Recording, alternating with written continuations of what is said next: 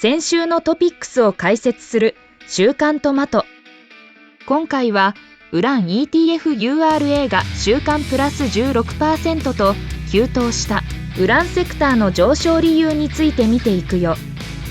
上昇理由は2つのニュースによるものだよ。1つ目は1月10日に掲載のウォールストリートジャーナルの記事によるものだよ。2つ目は1月12日に出た世界最大のウラン鉱山会社のカザトムプロムが今後2年間で生産目標を下回る可能性が高いというニュースがだよ。合わせて今週開催された JP モルガンヘルスケアカンファレンスから SRPT というバイオ株について解説するよ。まずはウランについて解説するよ。まずはウラン ETF-URA の冷やしチャートで今週の動きを復習しておこう。年末に大きくギャップダウンしているのはかなり大きな分配金を出して下げているだけなので今回は気にしなくてよいよ。ただその後も年末から年始にかけて冴えない展開が続いたよ。分配金の下落があったとはいえ100日移動平均線まで調整したよ。そこから少し持ち直したところが今週のスタートとなるよ。1月9日火曜の場中にウォールストリートジャーナルの記事が出て大きく上がったよ。その後水曜木曜はやや調整気味もプラスで引けたよ。そして金曜の寄り前にカザトムプロムのニュースが出て寄りから窓を開けて大きく買われたよ。金曜はウラン信者にとってはみんなお祭りだったよね。これらのニュースを見る前にニュースの前の状況がどうだったかについて見ていこう。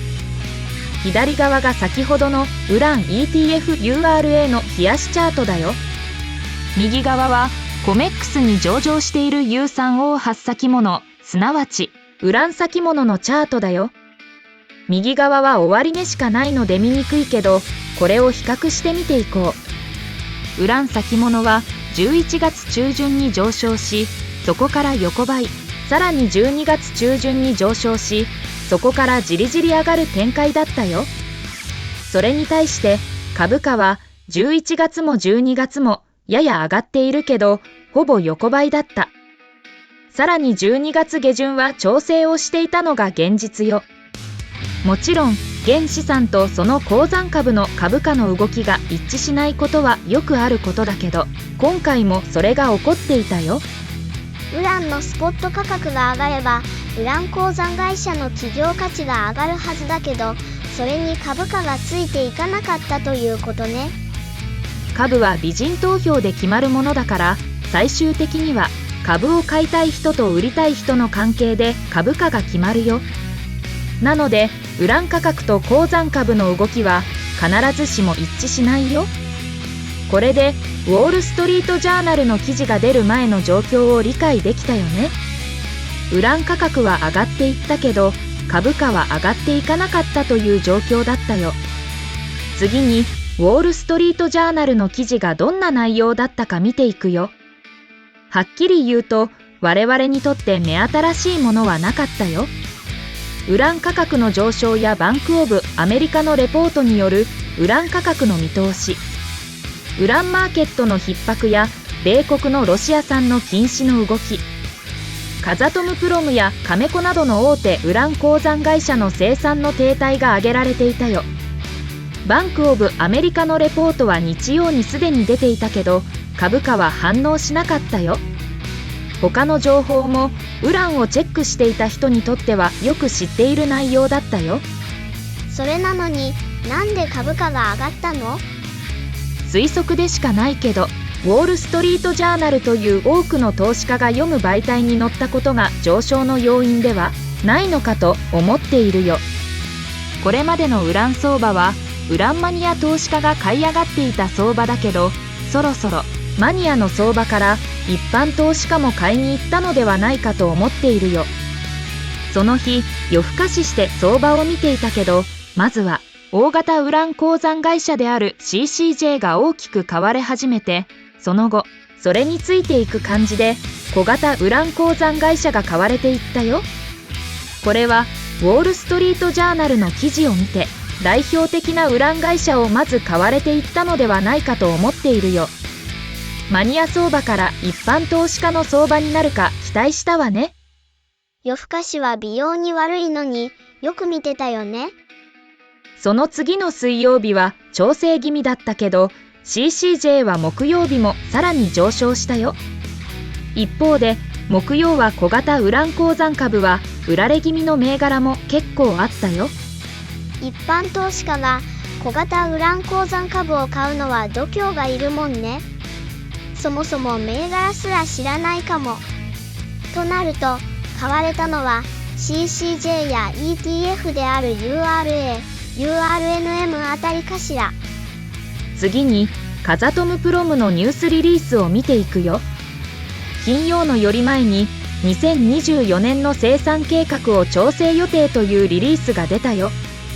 この時期に出たのは決算シーズンに突入していて、決算前に悪材料が分かったらリリースしないといけない時期だからだと思うよ。内容としては2024年は 90% レベルに生産を増加予定だったけど、その達成が困難というものだったよ。どの程度の生産になりそうかは現時点ではわからないよ。2月1日より前に発表される予定だよ。生産の見通しが下がった理由は、重要な物質である硫酸が入手に課題があることがあるよ。これはウランシリーズ第3弾で説明したけど、地中にあるウランを溶解液で溶かして抽出する ISR という方法があるよ。その時の溶かす水溶液として硫酸が使われているよ。ウランシリーズ第3弾もこれを機会に見直してみてね。この硫酸が2024年に必要量が確保できなかったということなの。理由としては農業及び工業企業からの需要の増大と国内外の地域市場での不足とのことだよ。カザトムプロムの硫酸不足は前年から言われてきたことだけど、予想以上にこの問題が根深いことが今回分かったよ。加えて新規開発の交渉の建設工事の完了の遅れが発表されているよ。もしこれが遅れると、もともと2025年に 100% レベルに戻す予定だったけど、それの達成も難しくなるということね。ウラン価格が上がったら既存鉱山の開発が進むからウラン価格は下がるよという意見を言う人もいたけど、そう簡単に既存鉱山の再生産はできないことが露呈したことになるね。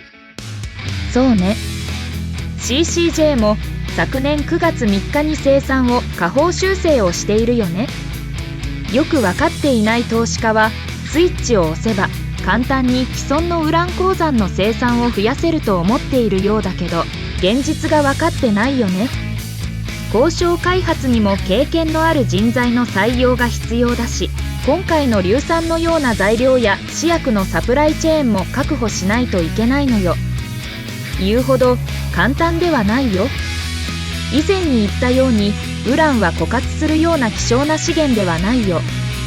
いつかはこの需給ギャップは解消されると思っているけど、そんなに短期間に簡単に解消されるものではないということをこのニュースで再認識したよ。このニュースによって株価が上昇したのね。ウラン銘柄の冷やしチャートを確認しておくね。 CCJ のチャートを見てみよう。12月後半はかなり調整してたのね。10月の調整時もそうだけど、50日移動平均線を割ったあたりが買い場なのよね。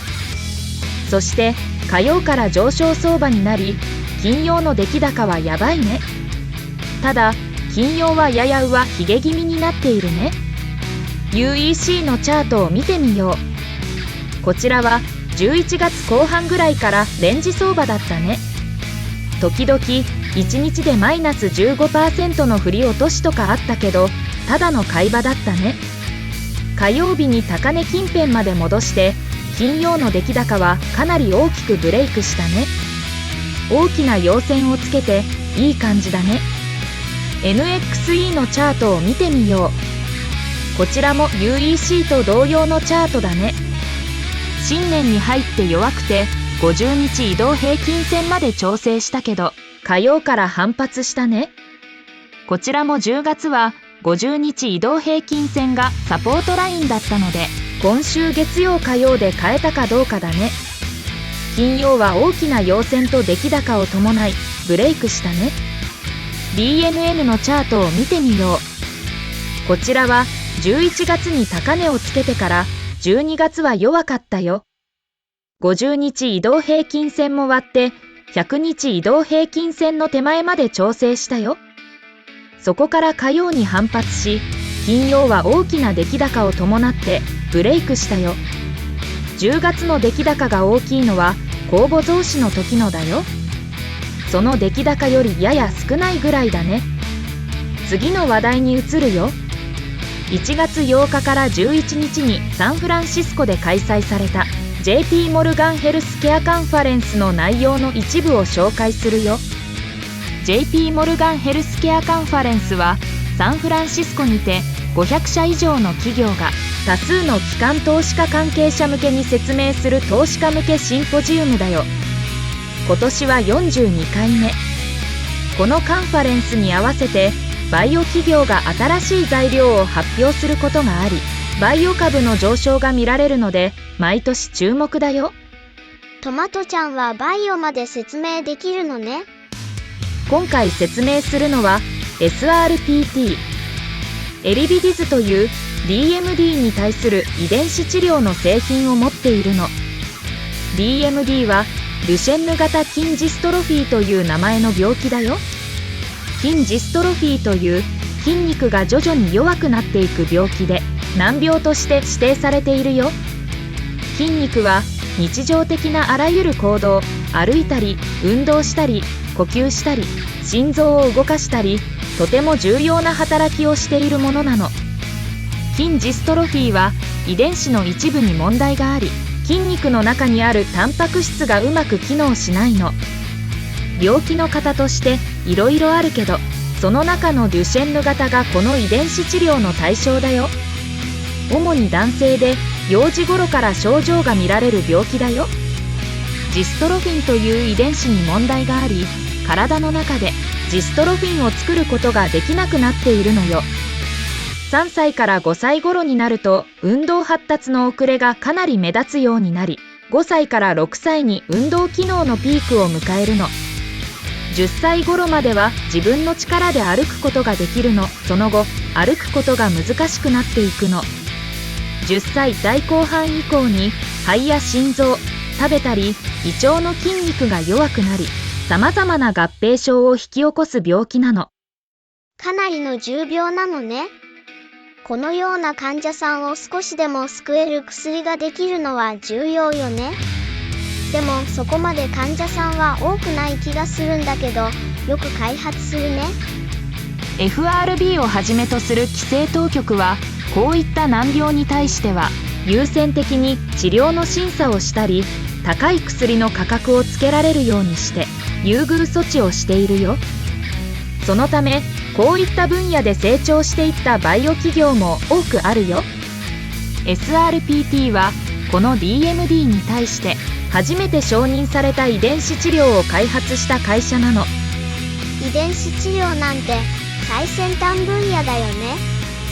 承認は2023年6月だよ。ただ4歳5歳のまだ歩ける小児のみが治療の対象となっているので、対象年齢を広げたいと思っているの。薬の場合、薬の対象患者は規制当局によって決められていて、それを広げることを適用拡大と呼ぶよ。まさに適用拡大のための人に対する実験を行うフェーズ3の臨床試験の結果が2023年10月下旬に出たの。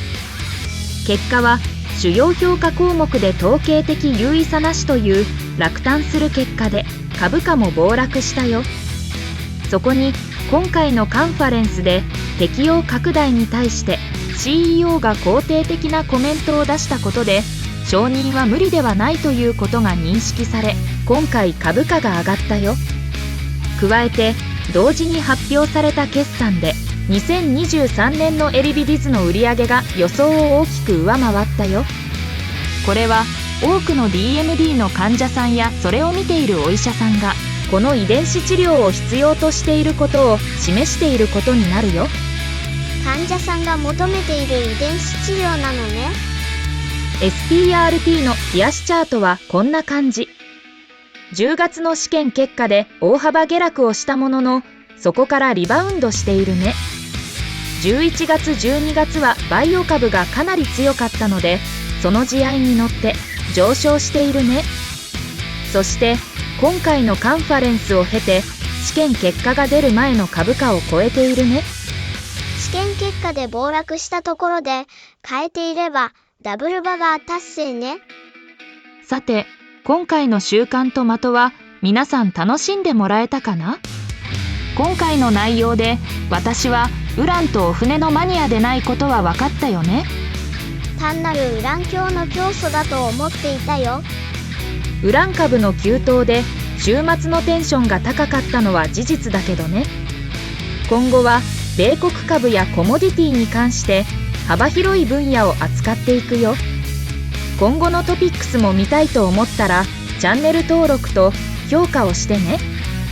チャンネル登録と評価が私たちのパワーになるの。それじゃまた次回。バイバイ。もっと私のいろいろな画像を見たかったらチャンネル登録と評価をしてね。バイバイ。